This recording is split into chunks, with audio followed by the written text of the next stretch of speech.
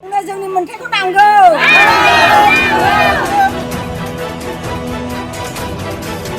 धनेश्वर मुर्दाबाद। धनेश्वर मुर्दाबाद।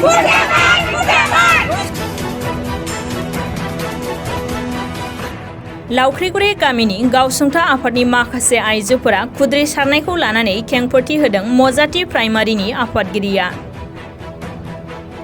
बिटिसि सरकारा गासैबो आइजोफोरनि गावसुंथा आफादफोरनो 25,000 रां होनो लानायनि फारिलाइयाव मुं थालांनायखौ लानानै गसाइगाव महकुमानि सिङाव थानाय लावख्रिगुरि गामिनि मोनसे गावसुंथा आफादनि आइजोफोरा खुद्रि सारनायजों लोगोसे मजाति प्राइमारि इउपिपिएलनि नेहाथारिखौ रां मोनैनि थाखाय गावसोरनि मुंखौ फारिलाइयाव होआखै होननानै अजद दैखांनायखौ लानानै दिनै मजाति प्राइमारि इउपिपिएल दोलोनि आफादगिरि आरो नेहाथारिया मोनसे खौरांगिरि मेलनि गेजेरजों रोखा खेंफोरथि होफिनदों।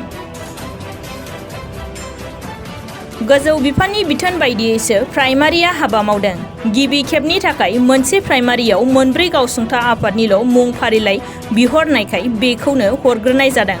उननि समाव थालांनाय माखासे गामिनि मुं फारिलाइखौबो थाबैनो हरनाय जागोन। बेयाव रावहाबो गोनो गोथो जानांगौ गैया आरो मोनसेबो गावसुंथा आफादा बे रांखौ मोनालासिनो थानाय नङा, गासैबो मोनजोबगोन होनना रोखा फोरमायदों मजाति प्राइमारिनि नेहाथारिया।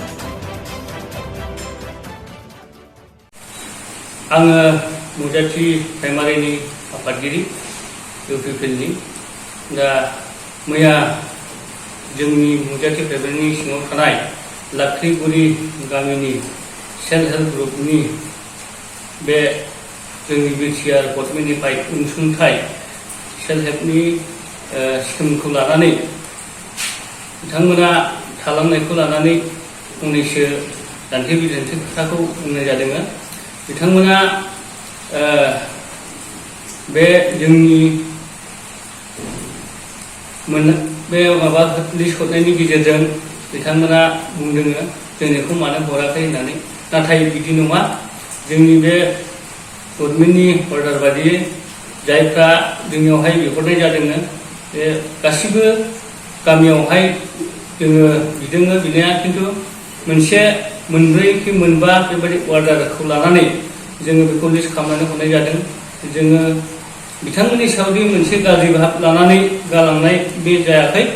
जोङो स्टेप बाय स्टेप जेब्लानाखि अर्डारा फैयो जों बेखौ लानानै बे खामानिखौ जोङो मावलांनो आखायाव लागासिनो दङ। जों बिथांमोननि सायाव जेबो साननाय गैया। जोङो बिथांमोननो बे माबाखौहाय उननि सेकेन्ड लिस्टआव जोङो सोनानै हरनो हास्थायगोन। जोंनि बिटिआर गभर्नमेन्टआ जेब्लानाखि अर्डार हरो जों बेयावनो हरगोन आरो। नंगौ, आं रायजो राजानि मावनाया बे नंखाय।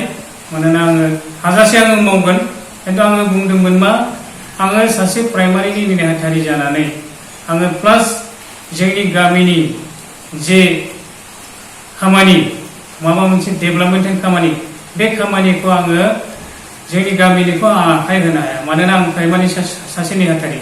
बे हिसाबै जोंनि गामिनि हिसाबै मोनसे वार्कार थायो पार्टि हिसाबै। बिथांमोना आं खबर होखादों बेबायदि अबस्था, नोंथांमोना बे खामानिखौ मावदो। खिन्थु प्राइमारिनि लेभेलाव आं प्राइमारिखौसो मावगोन, खिन्थु गामि लेभेलनि खामानिखौ आङो आखाइ होआ। नैबे खोथाखौसो आं नुदों। खिन्थु बिथांमोना बे समाव आंखौ बुंबाय, आंखौ गाज्रि रोखोम बुजिनानै बिथांमोना होनबाय जे आङो जिन्दगि गामिनि खामानि मावा, डेभेलपमेन्टखौ खामानि मावा, बेफोरबायदि आंखौ मोनसे फेमास खालामबाय आरो बिथांमोना। फारेस बे नङा आरो, नंखाय बे बाथ्राफोरा। गुबुन गुबुन बिथांखिखौ नोंथांनि गामियाव रायजो राजाफ्रा मोनदों ना मोनाखै? गुबुन बिथांखिखौथ' फ्रायानो मोनजोब्बाय।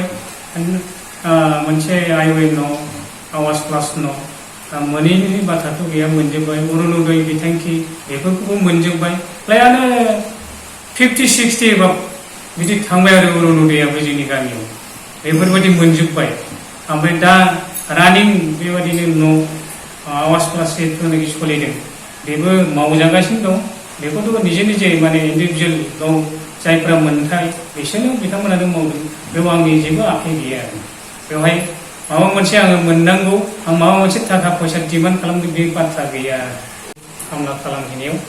दा बेयावनो आङो खावलायसेयावबो बिथांमोना मानियाखै। बेबायदि अबस्थायै बिथांमोना आंखौहाय बेबायदि गाज्रि रोखोमै बुजिनानै बेबायदि आंखौ मोनसे लाइफआव होलायनाय जाबाय आरो। गोसो गुदुं सोलोंसाफोरनि थाखाय गोजोनथाव खौरां। Gurudev Kalicharan institute of training and मैनेजमेंटआव 2023-2024 बोसोरनि थाखाय सोलोंसाफोरनि मुं थिसननाया सोलिगासिनो। क'क्राझार सोहोरनि सोनाब फारसे गौरां दैसा सेर डाइट कलेजनि साखाथि क'क्राझार बागिसायाव थानाय Gurudev Kalicharan institute of training and मैनेजमेंटआव इलेक्ट्रिशियन आरो कम्पिउटार ऑपरेटर आरो प्रोग्रामिंग एसिस्टेंट कोर्सनि थाखाय मुं थिसननाया दासान्दि सोलिगासिनो दं।